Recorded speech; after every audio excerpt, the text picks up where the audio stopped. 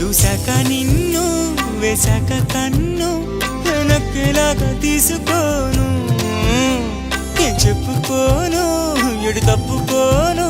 నువ్వద్దన్నా నేనొప్పుకోను నువ్వేసే గవ్వలాటలు మెలేసే గళ్ళబాటలు నీదాకా నన్ను రప్పించింది నువ్వేలేవమ్మా నిజంగా నెగ్గడం అంటే ఇష్టంగా ఓడడం అంతే